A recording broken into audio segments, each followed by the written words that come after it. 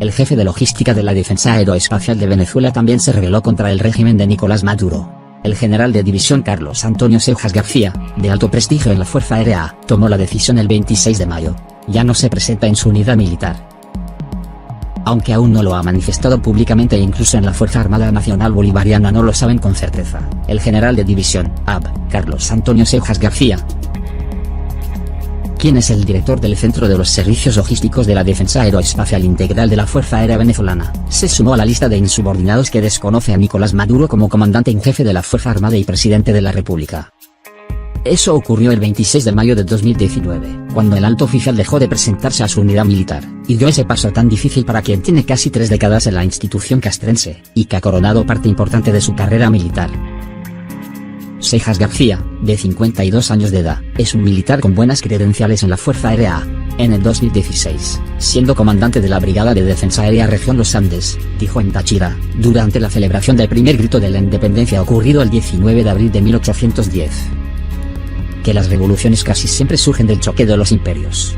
Ejemplos vivos son la revolución del año 1797 de Iguala y España, así como la revolución que antecedió al generalísimo Francisco de Miranda en los intentos de 1806. Ambas despertaron el grito de libertad que hoy subyace, y que fue rescatado por la revolución bolivariana y que todos debemos defender y preservar. Para ese momento el alto oficial estaba convencido que desde la llegada al poder del comandante supremo Hugo Chávez se logró el rescate, defensa y consolidación del bien más preciado y reconquistado por la lucha revolucionaria como es la independencia y la soberanía nacional, a través de la unión cívico-militar y el poder entregado al pueblo. En ese entonces aseguró que hoy más que nunca las venezolanas y los venezolanos levantan su voz contra el imperio, y contra cualquier potencia extranjera que quiera volver a la época del dominio imperial por las armas, o por cualquier otro método de persuasión, dijo en el 2016. Ese oficial, quien en su época de capitán estuvo haciendo curso en Estados Unidos, ha decidido no seguir bajo las órdenes de Nicolás Maduro, y reconocer a Juan Guaidó como su comandante en jefe. Difícil decisión para aquellos militares venezolanos que han decidido abandonar a Nicolás Maduro. Es una decisión muy difícil, partiendo del hecho de que con ello pierden sus carreras mientras Maduro esté en el poder. Además, la situación venezolana ha colocado a los militares en una situación especial, partiendo del hecho que desde el 10 de enero Nicolás Maduro no cumple con los estrictos de ley para ser considerado presidente de la República. Considerando que las elecciones del 20 de mayo de 2018 entraron en un marco de dudosa legalidad, y que además no fue juramentado ante la Asamblea Nacional. De manera que la proclamación del presidente del Parlamento Juan Guaidó, como presidente interino estaría enmarcado en la ley, pero para este momento ya ese plazo se ha vencido. Entonces los militares venezolanos están ante dos presidentes de la República. Ante una legal y legítima Asamblea Nacional y una ilegal de origen Asamblea Constituyente. No la tienen nada fácil los militares a la hora de decidir. A los uniformados que han tomado la decisión de desconocer a Maduro, les abren procedimientos según el Código Penal, cuyo capítulo 1 se refiere a traición a la patria, y se lee en el artículo 128. Cualquiera que, de acuerdo con país o república extranjera, enemigos exteriores, grupos o asociaciones terroristas, paramilitares, insurgentes o subversivos, conspire contra la integridad del territorio de la patria o contra sus instituciones republicanas, o las hostilice por cualquier medio para alguno de estos fines, será castigado con la pena de presidio de 20 a 30 años. El artículo 131. Cualquiera que, dentro o fuera del territorio nacional, y a tiempo que Venezuela se haya amenazada de guerra extranjera, favorezca, facilite o ayude directa o indirectamente, con revueltas intestinas, o por medio de actos de perturbación del orden público, las miras, planes o propósitos de los enemigos extraños y no sea parte de aquellas revueltas, ni se retraiga de dichos actos a la primera intimación de la autoridad pública o por propia o espontánea deliberación, será castigado con presidio de 12 a 24 años. Y el artículo 132 reza, cualquiera que, dentro o fuera del territorio nacional, conspire para destruir la forma política republicana que se ha dado la nación, será castigado con presidio de 8 a 16 años. En la misma pena incurrirá el venezolano que solicitare la intervención extranjera en los asuntos de la política interior de Venezuela, o pidiere su concurso para trastornar la paz de la República o que ante sus funcionarios, o por publicaciones hechas en la prensa extranjera, incitaría a la guerra civil en la República o difamaría a su presidente o ultrajare al representante diplomático o a los funcionarios consulares de Venezuela, por razón de sus funciones, en el país donde se cometiera el hecho. El régimen de Maduro utiliza a la Corte Suprema, liderada por Miquel Moreno, y a la Constituyente, comandada por Diosdado Cabello, para quitarle los fueros a los diputados, perseguirlos, encarcelarlos o empujarlos al exilio. los legisladores venezolanos cuentan cómo funciona la maquinaria digitada desde el Palacio de Miraflores para disolver el único poder reconocido por la comunidad internacional. Es heroico e histórico que mantengamos la operatividad de la Asamblea Nacional, dice Edinson Ferrer Arteaga, el secretario de la Cámara, y su definición no habla solo de valentía, sino de perseverancia. Es que los diputados venezolanos enfrentan un plan afectado para despojarlos de sus investiduras. El objetivo es disolver este parlamento y para lograrlo, el chavismo ensayó varias vías hasta que dio con el camino más largo pero, hasta ahora, el más efectivo, vaciarlo por goteo.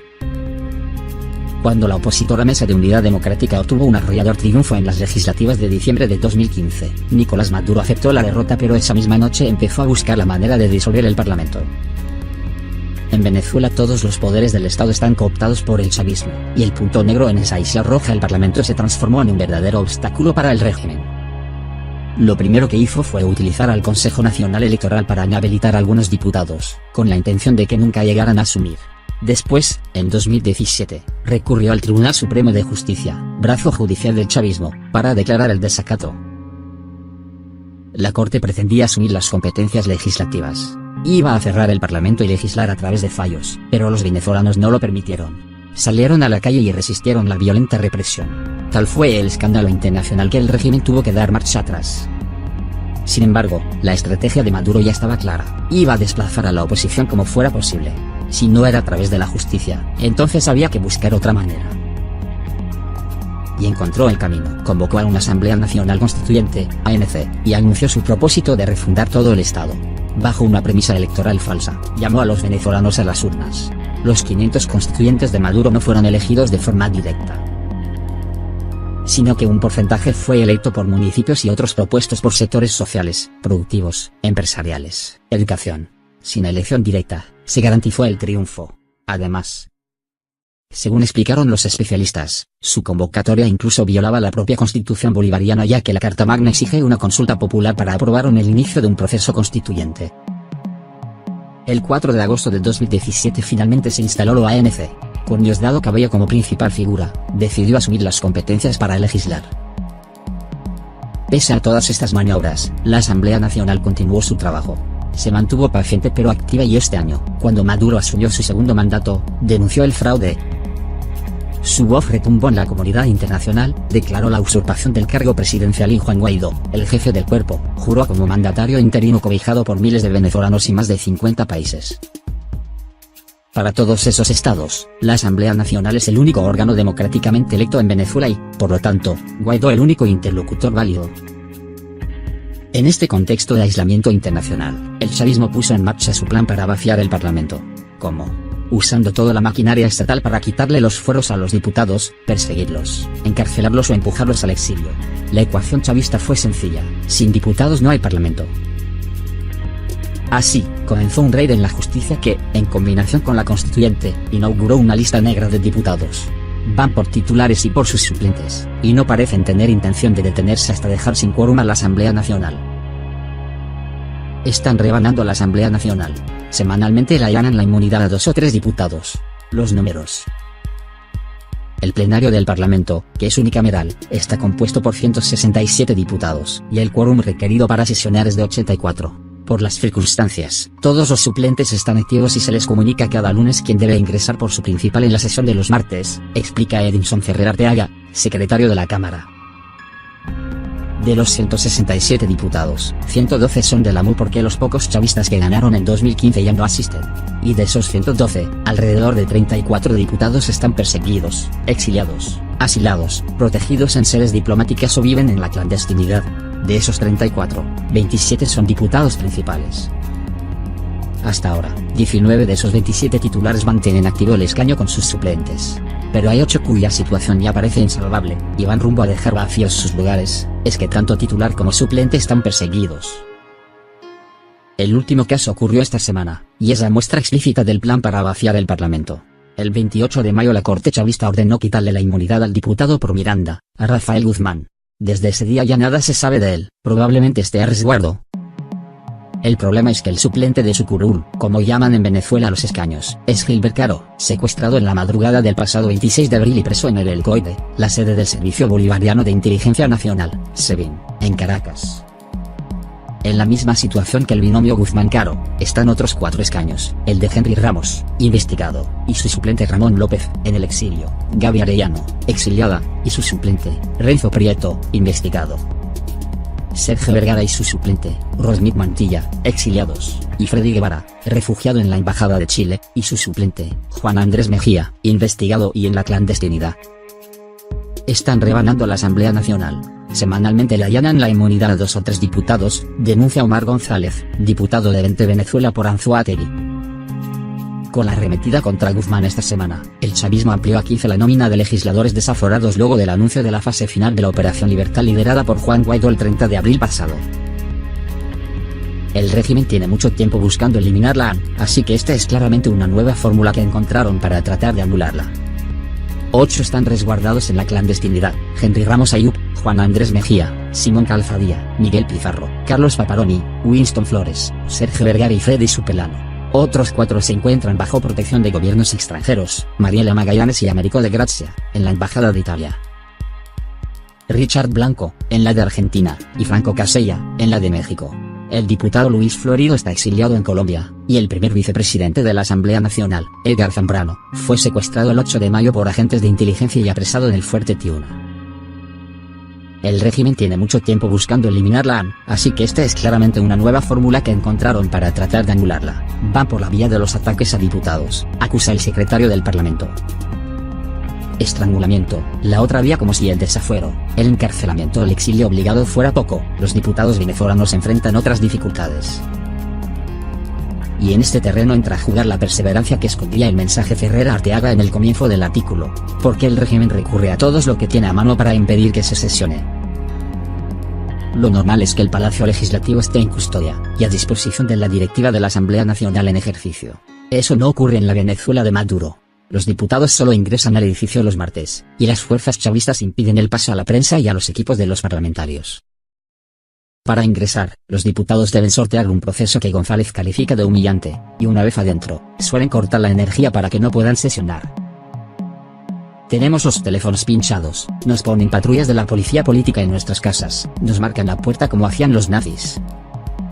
Llegar hasta ahí tampoco es sencillo, según denuncian los diputados. Los colectivos chavistas, esos grupos paramilitares armados por el régimen, tomaron el barrio de la Asamblea y montan barricadas para impedir el paso. Todos los martes circulan en las redes sociales videos en los que se muestra cómo asedian a los diputados que solo pretenden llegar a su lugar de trabajo. Cada sesión es casi una batalla campal, quieren que tiremos la toalla, denuncia González. El diputado asegura que los colectivos también persiguen individualmente a cada uno de ellos. Tenemos los teléfonos pinchados, nos ponen patrullas de la policía política en nuestras casas, nos marcan la puerta como hacían los nazis. Nos han hecho tanto daño que hasta el miedo hemos perdido, dice resignado. Y si la persecución del régimen no desalienta a los diputados, el chavismo confía en el método que implementó desde el día 1, el desfinanciamiento. Hace 4 años que no hay presupuesto para el Parlamento. Los diputados no cobran, sus asesores tampoco, por lo que hace 4 años que la Asamblea Nacional tiene que autogestionarse, y ese agobio lo sienten especialmente los diputados de los estados más alejados de Caracas. Yo soy diputado por Anzoátegui. Me toma 5 horas en coche llegar hasta el Parlamento, y tengo que ir por la Troncal 9, una de las rutas más peligrosas del país. La vía conecta Barcelona con Caracas. Y muchas veces la propia Guardia Nacional nos hace desviar porque hay bandas armadas en la zona, cuenta González. Así como él, decenas de diputados se embarcan en una aventura con final incierto cada martes para llegar a sesionar. La resistencia aún en este foso cavado por el chavismo, los diputados mantienen su actividad. En la última sesión, el martes 28 de mayo, reunieron a 91 diputados, 7 más de los exigidos para el quórum. Pero saben que el margen se achica, por lo que ya empezaron a discutir alternativas en comisiones. De hecho, la de Política Interior trabaja en un proyecto de ley que permita la participación a distancia de los legisladores, un quórum mixto, presencial y virtual. La iniciativa, claro, requiere la reforma del reglamento de funcionamiento interno. El plan es un plan macabro, intentan desaparecer la asamblea, pero no lo van a lograr porque sesionaremos desde la calle, las embajadas, como sea, denuncia el diputado por Monagas Juan Pablo García. Se acerca el lunes, la Corte chavista y la Constituyente desenfundan sus bolígrafos, y los diputados suplentes saben que tienen que tener sus móviles cerca, en cualquier momento puede sonar el teléfono. Maduro es el único obstáculo para una resolución satisfactoria. Kimberly Breier, subsecretaria de Estado para Asuntos del Hemisferio Occidental, afirmó que la negativa del dictador a renunciar es la razón por la que concluyeron sin acuerdo los diálogos de esta semana. Juan Guaidó, presidente interino de Venezuela, comunicó el miércoles que finalizaron sin acuerdo los encuentros mantenidos esta semana en Oslo entre representantes de la Asamblea Nacional y del régimen de Nicolás Maduro.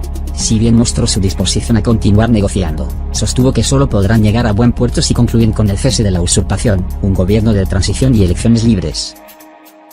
Kimberly Breier, subsecretaria de Estado para Asuntos del Hemisferio Occidental de Estados Unidos, reveló que hay una sola razón por la que no se pudo llegar a un entendimiento: Maduro y su negativa a renunciar.